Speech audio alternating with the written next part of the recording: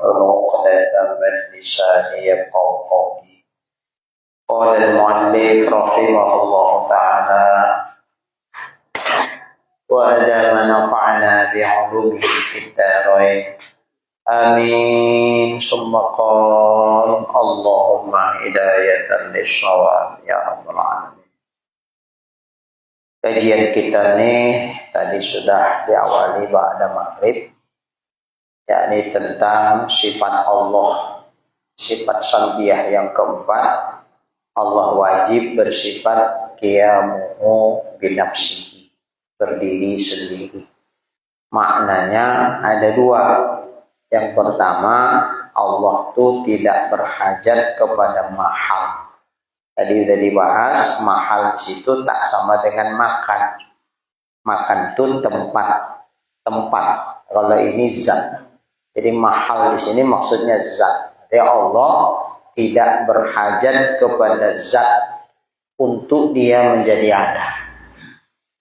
Tanpa zat Allah tuh memang sudah ada, karena Allah itu zat. Yang butuh kepada zat, berhajat kepada zat untuk dia bisa ada, itu adalah sifat.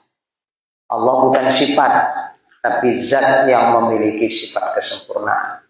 Karena dia zat, maka dia tak butuh kepada zat untuk tempat dia bisa menjadi ada. Nah, ini bukan hanya zat Allah sebenarnya. Zat makhluk pun sama, zat baru. Untuk dia menjadi ada, tak butuh kepada zat. Maka zat, biar zat makhluk maupun zat Allah Ta'ala itu tidak butuh, tidak berhajat kepada zat. Yang butuh kepada zat itu adalah sifat. Jadi Allah tidak berhajat kepada zat. Kenapa? Karena dia zat. Nah, yang butuh kepada zat itu bukan zat tapi sifat. Baik. Nah, Allah pertanyaannya sifat apa zat? Zat. Maka zat tak butuh kepada zat. Yang butuh kepada zat itu sifat. Karena sifat nggak bisa berdiri sendiri. Dia butuh kepada zat untuk tempat dia menjadi ada. Tanpa zat, sifat tak akan pernah ada.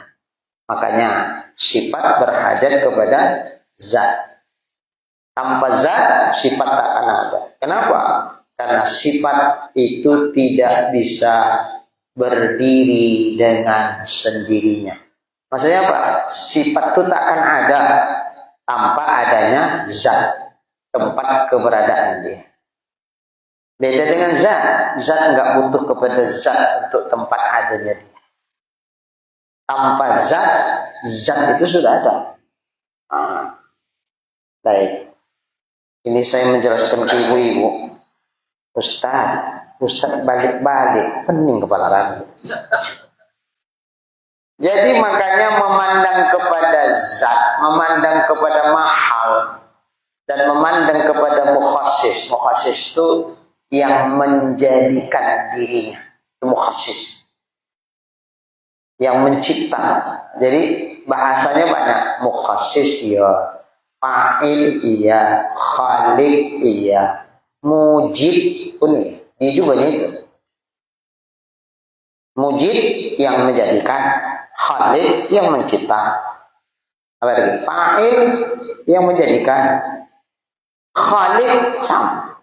Jadi beda bahasa yang dimaksud itu. Jadi mujid, mukhassis yang mengkhususkan, yang menentukan dia ada. Ada mukhassis, mujid, fa'il, khaliq. Dia juga itu sama. Yang nggak butuh kepada mukhassis, nggak butuh kepada fa'il, nggak butuh kepada khaliq, nggak butuh kepada mujid. Siapa itu? Hanya Allah. Kenapa? Karena dia qadir. Yang butuh kepada mukhassis, yang butuh kepada fa'il, yang butuh kepada khaliq, yang butuh kepada mujid, berarti dia berasal dari tidak ada. Untuk dia bisa menjadi ada, dia butuh kepada khaliq. Dia butuh atau berhajat kepada mujid, berhajat kepada mukhassis, berhajat kepada mujid atau khaliq. Karena dia butuh. Kenapa? Karena dia tidak ada asalnya. Untuk dia bisa menjadi ada, nggak mungkin dia mengadakan dirinya sendiri. Itu udah kata kunci itu. Udah pasti begitu. Setiap yang asalnya tiada, untuk dia menjadi ada, tak bisa dia mengadakan dirinya sendiri. Pasti dia butuh atau berhajat kepada yang lain dari dirinya untuk menjadikan dia bisa menjadi ada. Tak bisa dia mengadakan. Kenapa? Kok nggak bisa dia mengadakan dirinya sendiri? Nanti terjadi tanakut, dua yang berlawanan yang nggak mungkin bersama. Memandang dia menciptakan dirinya, dia sudah ada. Bagaimana mungkin yang tak ada bisa mengadakan? Memandang dia diadakan oleh dirinya, dia tidak ada. Pada detik yang bersamaan, dia ada dan tak ada. Mustahil. Mustahil itu terjadi. Ada dan tiada nggak mungkin menyatu. Nggak mungkin. Pada detik yang sama, dia ada dan tiada. Mana mungkin terjadi. Nah, makanya tak bisa dia mengadakan dirinya sendiri. Pasti ada yang lain yang menciptakan dia. Nah, ketika dia butuh kepada yang lain, membuktikan dia asalnya tiada. Setiap yang asalnya tiada, kemudian dia menjadi ada, itu bukan Allah, itu makhluk dicipta. Nah, makanya yang tak butuh kepada mukhassis, tak butuh kepada fa'il, tak butuh kepada mujib, tak butuh kepada khaliq, cuman Allah saja. Mengapa? Karena yang qadim itu cuman Allah. Tak ada yang lain dari Allah ya. Makanya sebenarnya kalau kita merunut dari awal, Allah itu wajibul wujud. Allah itu zat yang wajib wujudnya. Sebetulnya tak perlu kidam. Kalau udah wajib wujudnya pasti qadim itu. Kalau sudah wajibul wujud pasti bakal. Karena kalau dia bakal menjadi tiada, tak wajib wujudnya. Macam kita lah, bakal tiada kan? Maka kita disebut tidak wajib wujud kita. Mungkin wujud. Oke. Kalau sudah dia qadim lagi bakal, pasti mukhalafah lil hawadis. Kalau dia zat yang wajib wujud, zat. Kalau dia zat, pasti qiyamu binafsi. Ya. Karena yang berhajat kepada zat itu sifat. Allah itu zat yang wajibul wujud. Namanya sudah zat, pasti tak berhajat kepada zat. Itu salah satu makna qiyamu binafsi. Kemudian, kalau Allah itu zat yang wajibul wujud, pasti tidak berhajat kepada fa'il. Tidak berhajat kepada fa'il itu salah satu makna qiyamuhu binafsi. Sebetulnya yang ini tak ada pun tak mengapa. Tak usah ada pembahasan kidam, tak usah ada pembahasan bako, tak usah ada pembahasan mukhalafah lil hawadis, tak usah ada pembahasan qiyamu binafsi. Udah otomatis zat yang wajib. Allah itu zat yang wajibul wujud. Kalau dia zat yang wajibul wujud pasti qadim. Kalau dia zat yang wajibul wujud pasti baqa. Kalau dia zat yang wajibul wujud pasti mukhalafah lil hawadis. Kalau dia zat yang wajibul wujud, namanya zat pasti tidak berhajat kepada zat. Berarti yang binafsi. Kalau zat itu qadim pasti tidak berhajat kepada fa'il. Cuman yang bisa begini kan orang yang cerdas ini. Tingkat kemampuan orang kan tak sama. Kita iyo kata awak udah dijelaskan ini maka iyo. Gitu. Seumpama tak dijelaskan awak pun tak terpikir ke situ. Jujur aja. Umpama tak dijelaskan ulama lah begini, awak pun tak terpikir begitu. bahwa dengan wajibul wujud pasti qadim, pasti baqo, pasti mukhalafal hadis, pasti qiyam nafsi. Dijelaskan maka oh iya juga ya. Jadi nggak semua orang punya kemampuan yang bisa langsung memahami itu. Sementara bahaya akibat ketidakpahaman dalam masalah tauhid ini nggak main-main. Kalau bahaya karena tak paham fikih, walaupun ke neraka juga, tapi tidak kekal. Rukun sembahyang atau yang batalkan sembahyang lampama tak tahu dia yang tahu dia batalkan sembahyang bergerak 3 kali berturut-turut, cakap-cakap, buang angin, terbatuk di atas, terbatuk di bawah, itu lento dia batal.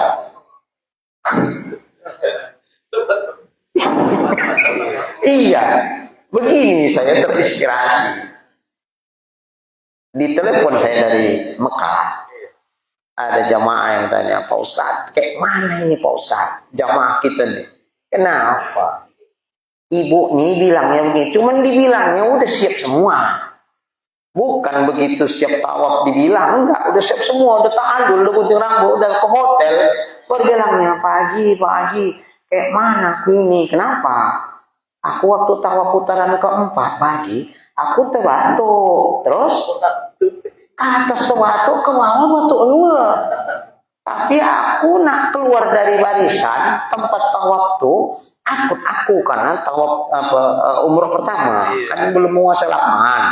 Takut aku di mana tempatnya mengambil wudhu, tempat awak nak membersihkan ini pun awak tak tahu. Umpama tahu pun aku ketinggalan dari kawan, pisahlah, aku malah mati toga aku di sana sendiri. Jadi karena ketakutanku udah aku lanjutkan aja lah. Oke lah, takut lanjutkan. Begitu siap tawaf, kan ada breaknya itu sebelum sa'i. Disitulah melapor, aku begini-begini. Jadi kan nggak sampai tertabrak-tabrak hukumnya. Jadi dia sampai ke sa'i, sampai ke gunting rambut, baru bilang, mak panjang sudah perjalanan itu kan. Jadi saya bilang, ya kalau tawafnya pula terbatuk di atas, terbatuk di bawah, ada batal lah wuduknya. Kalau batal wuduk, mana sah pula tawaf putaran keempat tuh. Kalau nggak sah tawafnya, karena ada yang nggak sah putarannya, tak sah sa'inya. Karena antara tawaf dan sa'i wajib tertib. Tertib itu salah satu rukun umroh. Jadi kalau terlanggar tertibnya, gunting rambut pun belum tahallul namanya. Jadi kalau belum tahallul, gunting itu kena dam itu. Banyak itu. Jadi kayak mana ini Pak Ustaz? Apa ngambil mikot lagi dia? Ngapain ngambil mikot? Apa berihram lagi dia? Ngapain dia lagi ihram nih sekarang nih? Kalau belum selesai tahallul berarti masih ihram kan? Masih ihram. Orang masih ihram ngapain berihram lagi? Kurang kerjaan itu. Jadi kayak mana nih Pak Ustaz? Udah suruh dia melanjutkan tawaf yang enggak sah. Sambung saja. Beda pula kita sembahyang. Kalau sembahyang terbatuk tadi, terbatuk di bawah, batal dari awal kan, Bu? Tahu salah batuk. Umpama pas rakaat keempat sembahyang isya, terasa mulas perut tuh. Kan berusaha lah kalau bisa ditahan kan. Tanggung tinggal 1 rakaat soalnya. Begitu ruku, alamak turun pula dari bawah. Begitu tidak, alhamdulillah naik lagi ke atas. Begitu sujud, ke pucuk pula sudah. Begitu duduk, berhentikan nggak sembahyang? Berhentikan. Beruduk. Balik ke situ balik atau ulang dari awal? Dari awal. Itu kalau sholat. Tapi kalau ibu tadi tuh yang terbatuk tuh nggak pala. Seumpama dia beruduk lagi di tempat batuk tuh dia luruskan, boleh. Cuman kan udah lupa lah di mana batuk tuh kan. Kalau lupa ikhtiar, ulang dari start balik dari sudut Hajar Aswad. Ini di sini putaran keempat tuh. Lanjutkan. Tak apalah dari awal ngulangi putaran pertama lagi. Itu lebih bedanya tawaf dengan sholat. Diulangilah balik. Tawafnya yang kurang tuh, sa'inya diulangi, baru tahallul lagi dia. Tapi yang pasti kan udah gunting rambut belum waktunya tahallul, kena dam. Cuman kadang-kadang banyak pula ustaz nakut-nakuti ya damnya ini. hati-hati Bu, jangan sampai terpotong rambut, jangan sampai tanggal rambut, 1 helai rambut 1 kambing. Kalau 10 rambut 10 kambing 1 kandang nih Bu siapkan. Duit ya tak cukup beli 1 ekor kambing. Jadi saya bilang enggak pala begitu. Kalau tercabut, terpotong, rontok dengan sengaja disisir itu, kan sengaja tuh ya. 1 helai 1 pidia, tidak asal 1 ekor kambing 1 rambut. Itu fidyah. Fidyahnya kayak fidyah puasa lah. 2,7 7 on ya. Kalau 2 helai 2 fidyah. Kalau 3 atau lebih, tengok bersamaan waktunya atau berbeda waktunya. Kalau bersamaan dam, tidak fidyah lagi. Tapi kalau dia waktunya berbeda, walaupun 3, walaupun 10, tapi berbeda-beda, 1, 1, 1, 1, 1, 1, enggak 3 sekaligus. Itu fidyah semuanya itu. 10 fidyah, gitu. Ini 3 atau lebih sekaligus. Nah, itu baru dam. Damnya pun takhir. Bukan tartib. Bukan kayak jima, membatalkan puasa jima Ramadan. Kalau itu kan kiparatnya wajib tartib kan. Mula-mula apa Pak Sukri? Merdekakan budak. Kedua, puasa 2 bulan turut-turut. Yang ketiga, memberikan makan fakir miskin 60 orang. Kalau masih sanggup yang pertama, tak boleh pindah kedua. Kalau masih sanggup yang kedua, tak boleh pindah ketiga. Itu tartib namanya. Tapi kalau dam ini takhir, boleh pilih, namanya pilihan. Sanggup pun yang pertama, boleh pindah kedua. Sanggup pun yang kedua, boleh ketiga. Apa itu? Pertama, nyembelih 1 ekor kambing. Itu pilihan pertama. Pilihan kedua, puasa 3 hari. Pilihan yang ketiga, sedekah 3 sok. Diberikan ke 6 orang fakir miskin. Jadi 1 fakir miskin setengah sok. Sok. Zakat fitrah. 1 sok kita berapa? 2,7. Berarti kali 3. Dibagi ke 6 orang fakir miskin. Nah, iya, sok beras lah. Makanan pokok ya. Nah, jadi enggak asal dam 1 ekor kambing, enggak tengok lah. Dam takhir atau dam tartib. Kalau dam tartib ya masih sanggup lagi yang pertama, tak boleh pindah kedua. Masih sanggup kedua, tak boleh pindah yang ketiga. Itu tartib. Kalau ini takhir. Gitu juga lah. Pakai kadang-kadang kan begini. Sampailah di Mekah, udah mikotnya, udah niat di mikot di Bir Ali. Sampai ke Mekah, mandi dia gerah saja ya. Alah, belum mau ke Mekahnya, pikir hatinya, pakainya sarung, tadi belum kaos. Ngapa Bapak pakai sarung? Ya kan belum. Nak pergi kan nanti jam sekian katanya. Pergi tawafnya. Jadi sementara belum berangkat awak nak tawaf, aku pakai lah ini dulu. Nanti begitu nak tawaf awak, nak sa'i dan seterusnya, baru aku pakai lagi, pakai ihram nih. Gitu. Iya Pak, kita lagi ihram nih, tak boleh Bapak pakai kayak itu. Oh iya, ya udah tak boleh usah, aku ganti balik katanya. Iya, iya, ada begitu. Awak bilang tak boleh Pak. Oh iya nggak boleh. Ya udah, masuk balik kamar mandi dia. Nggak boleh, aku ganti gitu. Ih. Macam tak ada kejadian. Pak, bukan itu Pak, haram itu, berdosa. Bapak kena dam. Iya. Oh, apa itu? Takhir tadi. Takhir, boleh pilih ya. Baiklah. Kemana maka lari kemari tadi?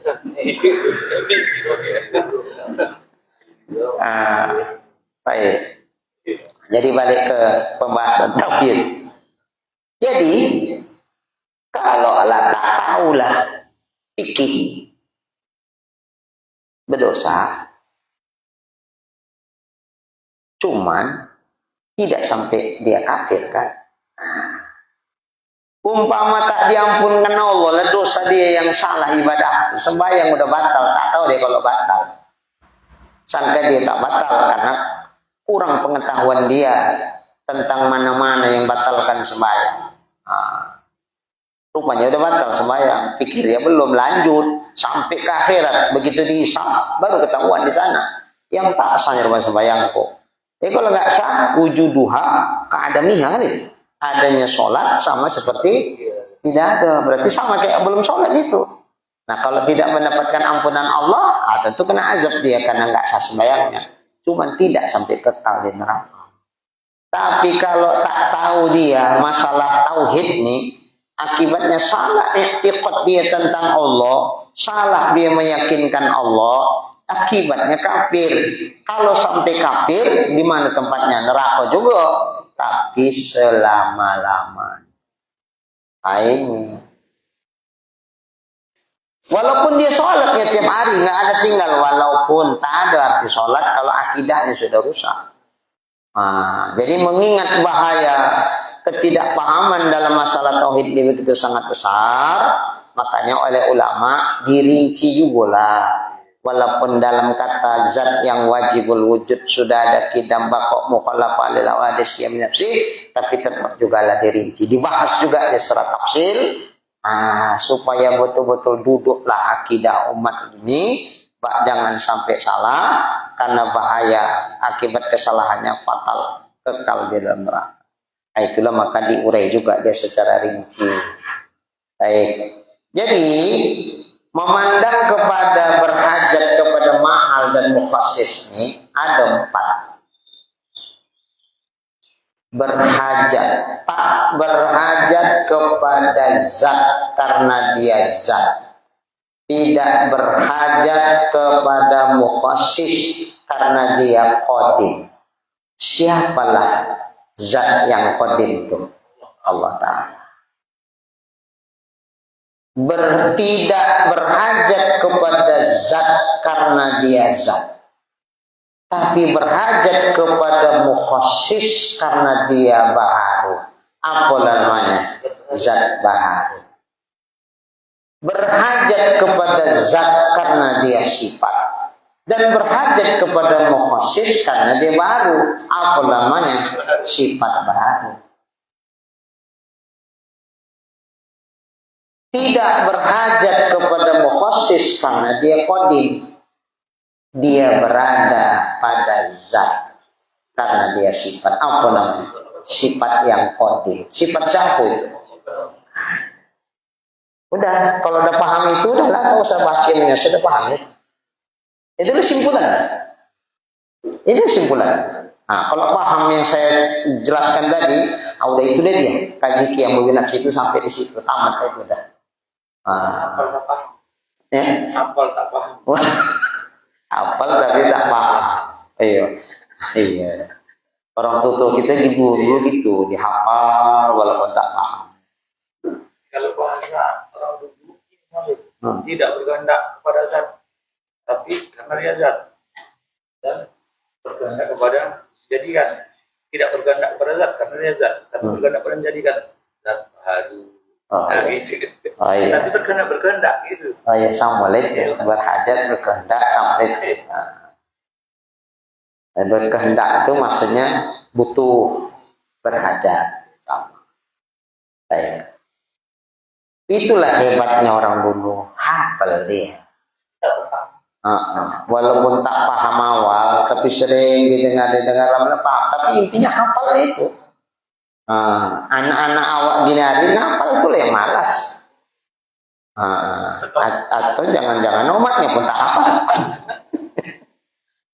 Beda nenek-nenek dulu. Iya, saya dulu masih anak-anak lagi. Ada kawan saya punya nenek. Sering kami dengarkan. Hafal dia. Tidak baca kitab, tak berkitab, tak apa. Ngaji dongar saja. Tapi memang hafal dia. Jauh. Belakangan udah kita ngerti-ngerti ini. Nenek tuh jauh dulu dia. Hafal dia bisa. Walaupun tidak pakai ditulis, mana bisa menulis-nulis zaman dulu, nenek-nenek dulu. Kapan dia menulis? walaupun tidak menulis, tak mencatat, tak ada kitab karena nggak bisa baca, nggak bisa nulis, tapi pendengarannya tajam, ingatannya kuat. Wah, bisa diterangkannya begini. Wah, itu nenek-nenek dulu, nenek-nenek gini, tak tahu saya. Entahlah di Kuala Tanjung nih, agak beda mungkin sama nenek-nenek kami di Tombong. Baik. Jadi makna qiyamul nafsi itu yang pertama tidak berhajat kepada mahal. Mahal di situ maksudnya zat. Yang kedua, makna qiyamul nafsi itu tidak berhajat Allah Ta'ala kepada zat yang berdiri ia dengannya. Tidak berhajat kepada zat yang berdiri ia dengannya. Dan tidak pula berhajat Allah Ta'ala kepada mukhassis, yakni yang menjadikannya. Jadi itulah zat Allah Ta'ala. Tidak butuh kepada zat karena dia zat, tidak butuh kepada mukhassis. Mukhassis itu yang menjadikan, fa'il maksudnya, khalik. Tidak berhajat kepada yang menciptakan dirinya karena dia qadim. Yang butuh dicipta itu kalau dia baharu, berasal dari ketiadaan. Allah qadim, makanya tak berhajat kepada sang pencipta dirinya. Itu zat Allah. Kalau sifat Allah tidak berhajat kepada fa'il dan dia berada pada zat. Jangan dibilang berhajat kepada zat. Tadi sudah kita bahas su'ul adab, buruk adab. Terkesan macam Allah tuh ada kekurangan, masih butuh. Sementara sifat Allah maha sempurna. Makanya jangan dibilang berhajat sifat Allah kepada zatnya, tapi berada sifat Allah pada zatnya. Zat baru tak butuh kepada zat karena dia zat, dan tapi dia butuh kepada yang menciptakan dirinya karena dia baru, adalah zat baru. Nah, kalau sifat baru dia butuh kepada zat karena dia sifat, dan dia butuh kepada fa'il karena dia baru, adalah sifat baru. Empatnya aja cuma. Kalau paham yang empat ini, insya Allah pahamlah kita membahas tentang qiyamuhu binafsi. Nah, sekarang dalil. Apa dalil? Dan dalil bahwa Allah Ta'ala tidak berhajat Allah Ta'ala kepada zat. Apa dalilnya? Bahwa Allah tidak berhajat kepada zat. Dalilnya, ini akli ya, dalil akli, burhan namanya. Karena kalau berhajat dia, siapa dia di sini? Allah. Jika Allah berhajat kepada zat, niscaya adalah dia sifat. Karena yang butuh zat itu sifat. Kalau zat nggak butuh zat, yang butuh zat itu sifat. Jadi kalau Allah Ta'ala butuh kepada zat, berarti Allah Ta'ala sifat. Dalam kitab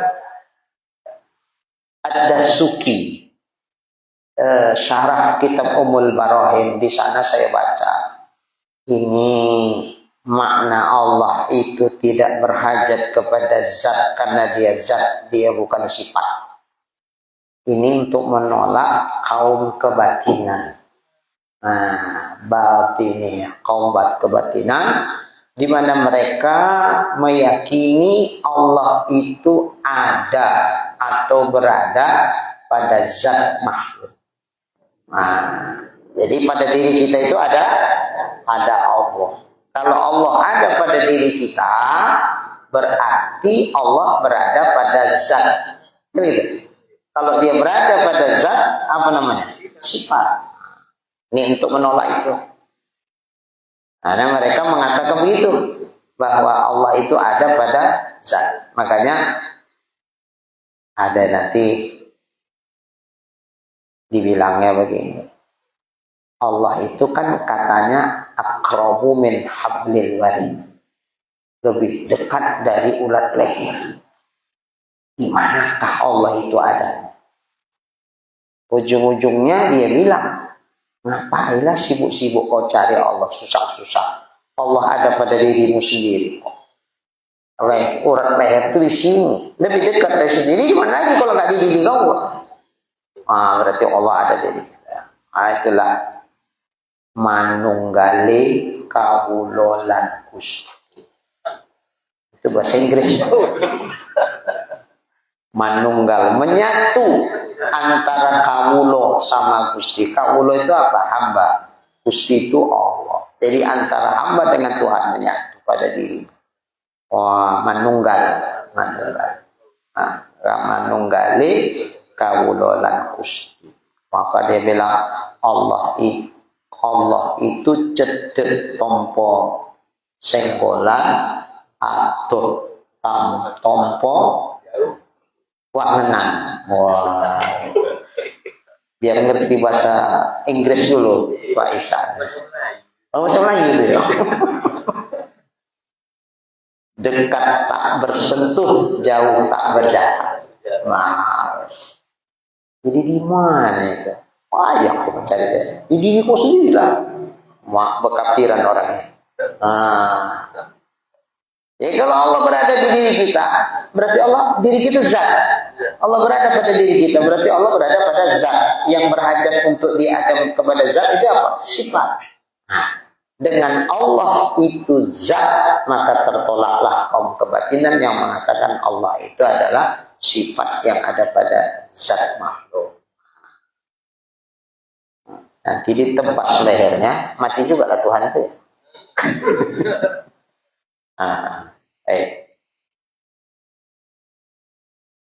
Jadi apa dalil bahwa Allah itu tidak berhajat kepada zat? Karena jika Allah berhajat kepada zat, berarti dia bukan zat.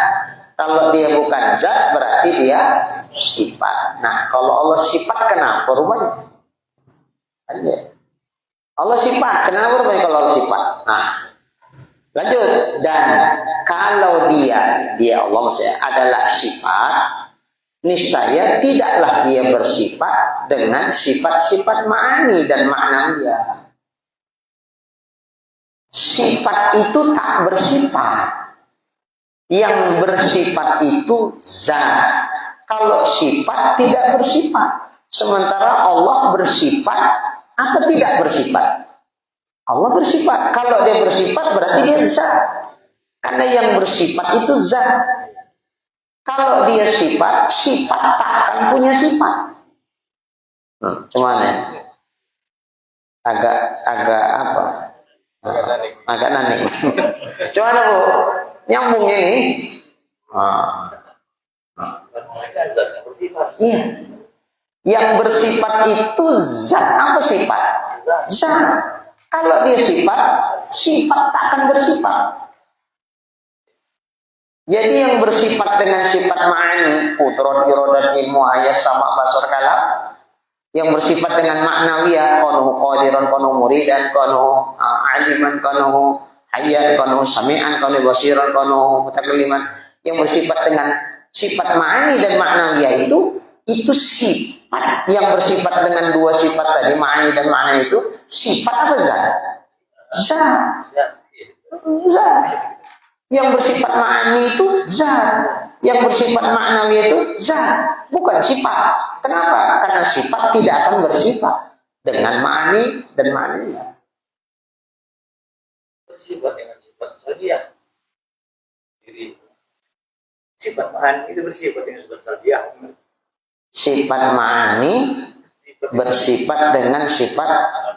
Oh, itu beda. Makanya di sini ditentukan ma'ani dan ma'nawi saja. Bersifat dengan iya. Sama zat Allah dan sifat wujud dia. Kenapa? Karena sama-sama sifat wujud. Zat Allah wujud. Oke, sifat ma'ani Allah wujud. Yang bersifat dengan wujud nih, dia kodim lagi bakok, mukholafah dan seterusnya. Iya. Salbiah ya pasti. Kenapa? Karena salbiah itu kan sifat adamiyah. Hakikat diri sifat itu tak ada. Dia dihitung sebagai sifat yang wajib bagi Allah untuk menolak apa yang tak layak bagi Allah dan sifat-sifat. Nah, itu aja. Nah, hakikat diri sifat itu tak ada pada zat Allah. Apakah sifat kodim itu wujud pada zat Allah? Enggak ada. Nah, dia sifat ma'lumiyah atau adamiyah. Beda kudrat, iradat, ilmu, hayat, sama basar, kalam. 7 sifat 5 ma'ani. Ada pada zat Allah.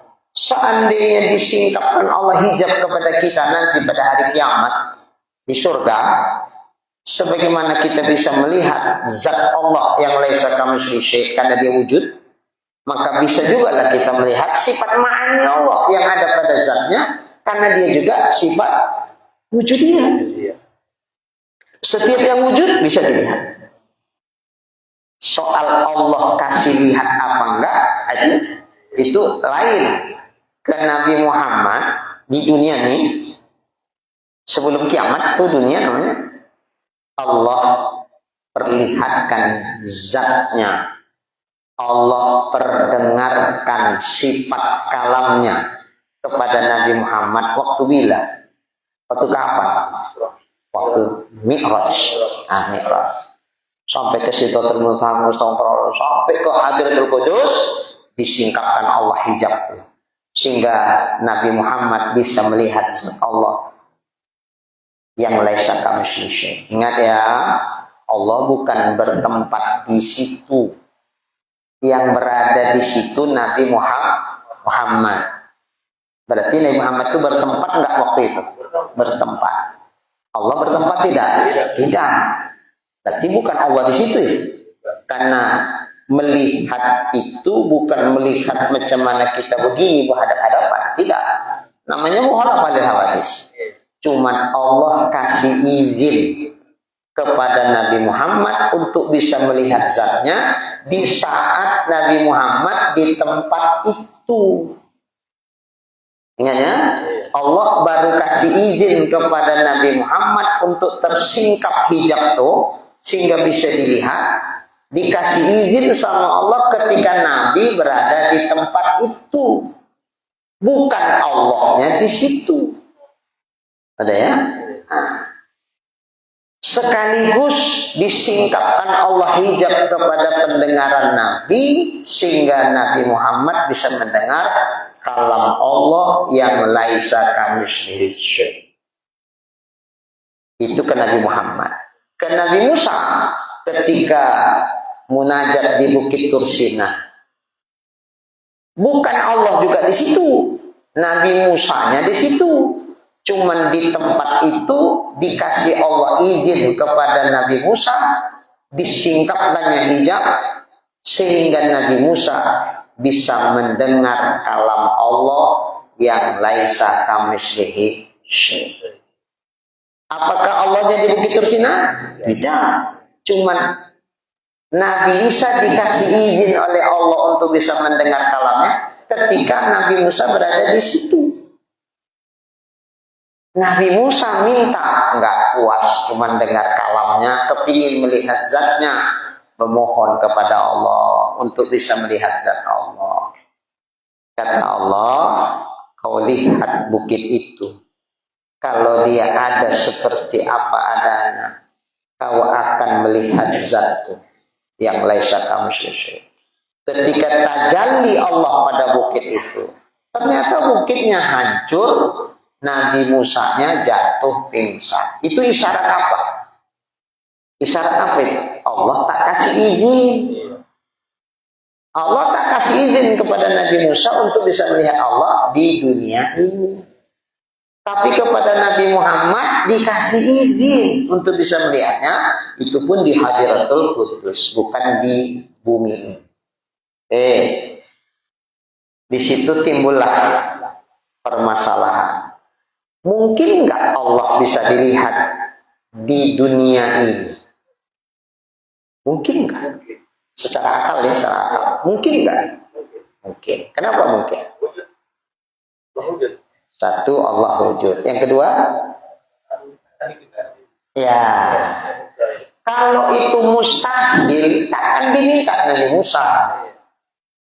Masa iya sih seorang Rasul dongok-dongok amat? Yang mustahil diminta. yang nggak akan terjadi. Mustahil kan sesuatu yang tak diterima akal terjadinya kan gitu ya, adanya kan. Masa Nabi Musa tak tahu mana yang mustahil, mana yang mungkin, sehingga diminta yang mustahil. Kan berarti pintar nama dari Nabi Musa ya. Iya, mustahil. Kalau gitu awal jadi Nabi, sah Nabi Musa. Iya. Itu. Kemudian masalahnya ke Tuhan juga nanti nih. Kenapa masalahnya ke Tuhan? Kenapa ada yang dongok diangkat Tuhan jadi Nabi? Salah Tuhan mengangkat Nabi Musa jadi Rasul. Berani menyalahkan Tuhan. Nah, jadi dengan Nabi Musa meminta itu berarti yang diminta itu sesuatu yang mungkin jais terjadi. Soal dikasih atau tidak itu haknya Tuhan lah pula. Kepada Nabi Musa tak dikasih Tuhan, tapi kepada Nabi Muhammad dikasih. Nah, disinilah dibahas ulama mengapa begitu. Karena ke Nabi Musa hendaknya dia, bukan hendaknya Tuhan.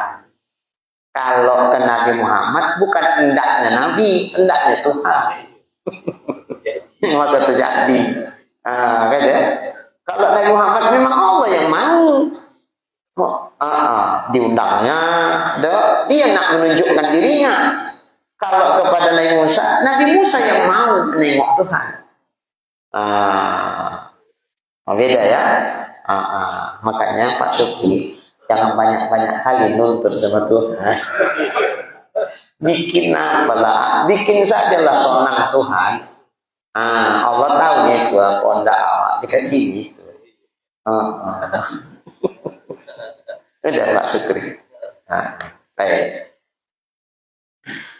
Jadi kalau zatnya bisa dilihat yang laisa kamislihi berarti karena dia wujud, ya, maka semua sifat wujud dia termasuk sifat ma'ani kan sifat wujud dia bisa, zatnya sudah bisa, apalagi sifatnya. Apa bedanya zat sama sifat? Sama-sama wujud. Berarti bisa. Cuman mungkin rezekinya beda-beda Pak Sotri. Ada yang senantiasa disingkapkan Allah ijab saja, nanti di surga. Ada yang enggak, mungkin 1 hari sekali, ada yang sepekan sekali, ada yang sebulan sekali, mungkin gitulah hitung-hitungan. Kalau hitungan dunianya kira-kira begitulah jangka waktunya. Kenapa? Ya sesuai dengan makomnya, sesuai dengan tingkat ketakwaannya, sesuai dengan tingkat kualitas keimanannya. Beda kualitas imannya, beda ketakwaannya, beda lah pula rezeki yang dikasih Tuhan saya. Kenapa begitu? Karena melihat zat Allah yang laisa kamitslihi itu nikmatnya melebihi dari bahkan nikmat surga itu sendiri. Ketika sudah melihat zat Allah, seolah nikmat surga itu menjadi sirna, saking nikmatnya. Macam tak selera tengok surga lagi. Iya, karena sudah melihat yang punya surga. Begitu. Kemana Pak Sutri?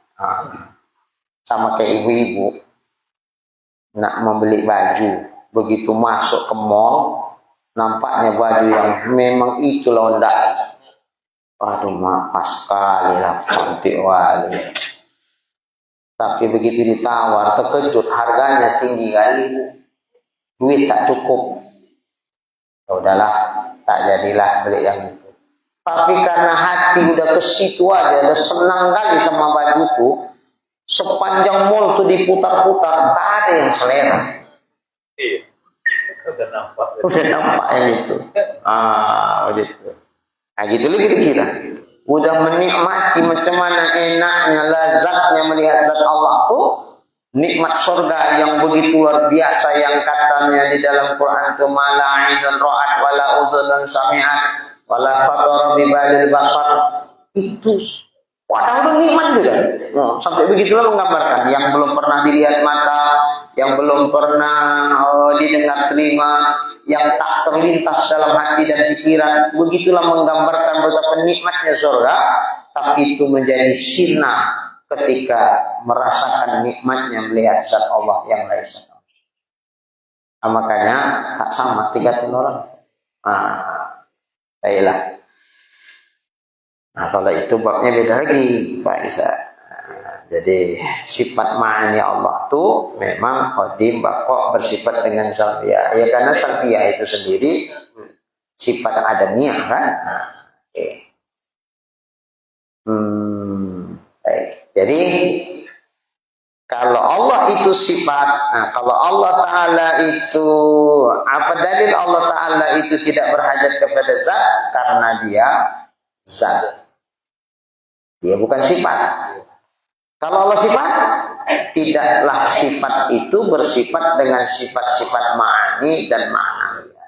Sedangkan Allah Ta'ala bersifat, dia itu Allah maksudnya dengan keduanya. Allah itu bersifat dengan sifat ma'ani, Allah itu bersifat dengan sifat ma'nawiyah.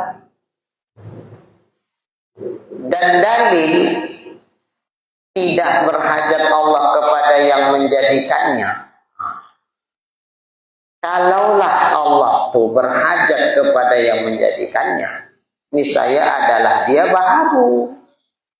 Bagaimana mungkin begitu? Sungguh telah lalu, udah lewat. Wajib Allah bersifat wujud, wajib Allah bersifat kidam, wajib Allah bersifat baqo. Dengan Allah bersifat kidam, pasti dia tidak butuh kepada sang pencipta dirinya. Karena kalau dia berhajat kepada yang menciptakan dirinya, takut dimana dia. Sementara sudah kita bahas sebelum ini, Allah itu wajib bersifat qadim. Dan dalil naklinya, apa dalil nas Quran yang menyatakan Allah itu tidak berhajat kepada sesuatu? Yaitu firman Allah Ta'ala di dalam Quran, ya ayyuhan nas antumul fuqara'u ilallah. Wahai manusia, kamu itu semuanya fakir kepada Allah. Kamu semuanya butuh Allah. Kamu semuanya berhajat kepada Allah. Apa hajat kita kepada Allah? Ya banyaklah. Hajat untuk kita dicipta. Itu namanya nikmatul ijad. Terus setelah kita ada, masih ketergantungan kita luar biasa tingginya kepada Allah. Untuk kita bisa bertahan menjadi terus ada, ini juga butuh kepada Allah. Itu namanya nikmatul imdad. Ini nikmat ada dua, nikmatul ijad, nikmatul imdad. Nah, dua-dua nikmat ini kita hajat sama Tuhan. Jadi inilah nak kita halus-halusi. Kalaulah sadar seukuran tarikan napas, hembusan napas, kita sadar sesadar-sadarnya bahwa kita itu butuh Allah. Adakah sesuatu yang layak kita ingkar kepada?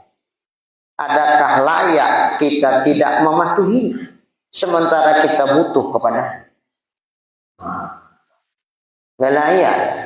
Nah, maka kesadaran ini yang perlu kita munculkan, bahwa kita butuh sama Allah. Ya tahulah kita bahwa kita butuh kepada Allah, yakinlah. Cuman apakah pengetahuan kita tentang kita butuh kepada Allah, apakah keyakinan kita bahwa kita butuh kepada Allah, bahkan setiap tarikan nafas, setiap detik-detik waktu yang berjalan kita terus berhajat kepada Allah. Nggak ada satu detik pun yang kita nggak butuh Allah. Kesadaran ini apakah kita miliki?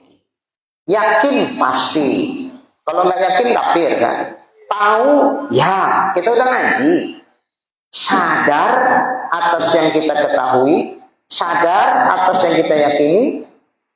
Sadar yang dimaksud rasa zauq di dalam hati kita, bahwa kita setiap detik-detik tarikan nafas kita butuh Allah, kita berhajat kepada Allah. Bukan sebatas yakin, bukan sebatas tahu, tapi yang kita yakini dan kita ketahui itu kita rasakan dalam hati kita. Istibrar, alat dawam, terus tak putus-putus. Nilai yang berat. Gimana Pak? Berani melawan Tuhan, kalau berani tidak patuh kepada Allah, enggak lah, enggak pantas lah. Bahkan kita berusaha untuk melakukan yang terbaik buat Allah, karena aku berada dalam ketergantungan kepada Allah. Nggak usah gitulah. Pekerja sama majikannya aja. Ketika dia merasa ketergantungan dia, kalau sampai kena pecat majikanku mau kerja apalagi aku gini hari bukan gampang cari kerja. Sementara waktunya kebutuhan banyak, anak-anak makan, istri nak kasih belanja, tak kasih belanja merajuk dia tinggalkan nyawa. Listrik nak dibayar, token atau bayar yang meteran tuh butuh awak banyak. Sampai kena macam-macam laku kerja sama majikanku, suka-suka hatiku aku yang bekerja, maulah kena pecat aku. Kalau kena pecat, bukan gampang gini hari cari kerja. Terawak banyak punya kebutuhan. Itulah mendorong dia untuk loyalnya tinggi sama majikan. Patuhnya tinggi. Kalau katanya jam 8, udah sampai ya Bu? Ya. Sebelum jam 5 jangan pulang. Iya. Itu patuh dia. Kenapa? Karena dia merasa butuh sama majikannya. Lah kalau sama majikan merasa butuh begitu tinggi loyalitasnya, ditelepon sama majikan. Di mana posisi Pak? Di sini. Segera meluncur. Kutunggu ya. Jangan pakai lama. Siap. Lagi nonton bola. Padahal maniak nih sama bola. Kira-kira sebentar bos. Aku lagi nonton bola nih. Agak-agak 1 jam nanti meluncur ke sana. Berani? Tidak berani. Kalau Allah ayyala sholat, ya kojab lah. Lagi surah nonton bola nih. Mana coba deh. Segitulah kita kepatuhan dan loyalitas kita kepada Allah. Beda kalau sama orang. Mengapa bisa begitu? Tapi tahunya kita detik-detik waktu yang berjalan kita bergantung sama Tuhan. Diberhentikannya awak bernapas agak-agak setengah jam, sesak dibikin Tuhan napas tuh. Tiba-tiba tak bisa bernapas. Setengah jam aja Pak Supri. Lewat ya. Begitu pula enggak Allah tuh. Coba. Mana yang kita enggak butuh Allah? Mata ini dikasih Tuhan, bisa tetap melihat kalau Tuhan izinkan. Seandainya dicabut Tuhan mata untuk bisa melihat, biji matanya tetap ada, tapi fungsinya sudah tak dibikin Tuhan. Kuasakah Tuhan untuk itu? Kuasa. Lidah ini Tuhan membikinnya, fungsi lidah ini Tuhan menghendakinya. Andai dicabut Allah lidah ini sehingga tak berfungsi, bisa, tak bisa bercakap awak baik. Dibikin Tuhan kena stroke. Sedih kali ya, bercakap tak paham. Awak mau bilangkan begini, tapi anak istri awak tak paham. Nah apa ya? Ini bukan. Oh ini ya, bukan. Aduh mak, awak pun pening nengoknya. Dia pun sedih. Alah, kok tak ngerti lah orang ini maksud. Coba ya. Kemana dia itu? Itu lidah.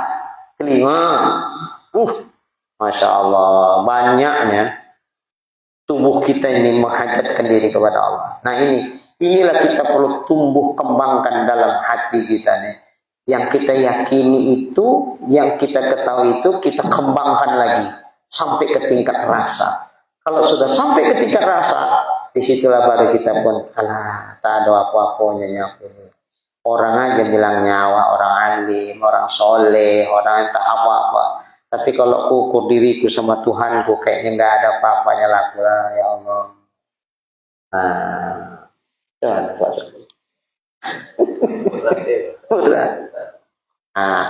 Ini aja lah coba. Sering-sering muhasabah, sering-sering kita merenung, tadabur, ya Allah. Aku ini butuh Engkau, ya Allah. Narik nafas pun butuh karena izinmu. Aku bisa bergerak karena izinmu. Aku bisa melihat karena izinmu. Aku bisa bercakap karena izinmu. Bisa merasakan nikmatnya makanan pun karena izinmu. Umpama dicabut rasa tuh, semuanya hamba saja makan. Mana telinga ini bisa mendengar izinmu. Jantung berdetak tuh. Makanya untuk sampai ke sana kita kan masih ada merasa gerak ikhtiari. Gerak kita ini kan ada dua, ada gerak ikhtiari, ada gerak ittirori. Kalau ittirori, oke, Mu'tazilah pun sama, itu ciptaan Allah. Gerak ikhtiari, di sinilah beda kita sama Mu'tazilah. Mu'tazilah bilang itu gerak dari dirinya. Kalau kita bilang enggak, biar ikhtiari pun itu datangnya gerak, hakikat yang menjadikan gerak itu Allah. Oke. Allah yang menjadikan, itu ada dalam keyakinan kita. Kalau dalam rasa yang kita rasakan, yang bergerak siapa? Ikhtiar ya. Kalau dalam rasa kita, yang bergerak itu Allah menggerakkan kita atau kita yang bergerak? Yang kita rasa, kita yang bergerak. Karena ada ikhtiar kita itu, kita klaim. Walaupun kalau ditanya iman kita, keyakinan kita, siapa menggerakkannya? Siapa yang bisa membuat kau itu bergerak? Ya memang Allah lah. Ya. Yang kau rasakan siapa yang bergerak? Allah menggerakkanmu atau kau bergerak sendiri? Akulah. Masih ada akunya ya. Makanya fa'ilam takun tarohu. Apabila kamu tidak ada, tarohu, kamu akan melihat dia. Kalau kamu sudah bisa merasakan bahwa kamu tidak merasa dirimu bergerak, baru kamu bisa merasakan Allah yang menggerakkan diri. Gimana maksudnya? Bisa dipahami? Saya, kalau kamu sudah bisa merasakan bahwa bukan kamu yang menggerakkan dirimu, maka baru kamu bisa merasakan Allah yang menggerakkan. Tapi kita kan belum.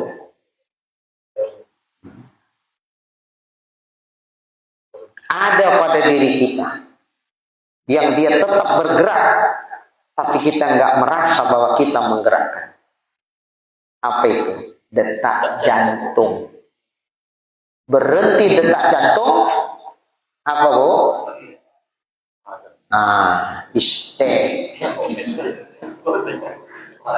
Padam, meninggal. Nah, meninggal ya? Meninggal. Adakah kita menggerakkan jantung itu? Tidak. Adakah kita merasa gerak jantung itu awak menggerakkannya? Tidak. Itu mutlak Allah SWT. Nah, kalau bisa, seandainya semua yang ikhtiariah dikasih Allah sama kita, betul, zahirnya aku, tapi hakikatnya Allah. Aku merasakan hakikatnya. Walaupun zahirnya, ya itu pilihan. Wah, itulah makanya melatihnya nanti dengan zikir. Kalau tak berzikir tak bisa. Zikir. Makanya zikir kita pun nanti masih awak lagi merasa yang berzikir. Tapi nanti kita sirnakan, bukan aku yang berzikir, tapi Allah yang membuat aku bisa berzikir. Jadi nanti bukan lagi kita lagi. Kalau kita masih terasa Allah, Allah, Allah. Siapa yang Allah? Aku.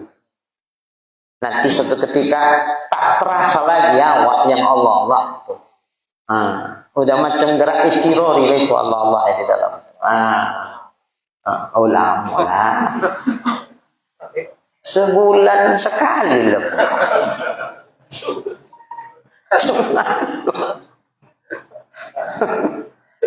Tapi jadi tidak ya. Itulah. Seginilah dulu. Jam berapa nya udah? Ya oke lah. Seginilah dulu. Mudah-mudahan yang kita kaji insyaallah menjadi ilmu yang bermanfaat. Amin ya rabbal. Bismillahirrahmanirrahim. Alhamdulillahirabbil alamin.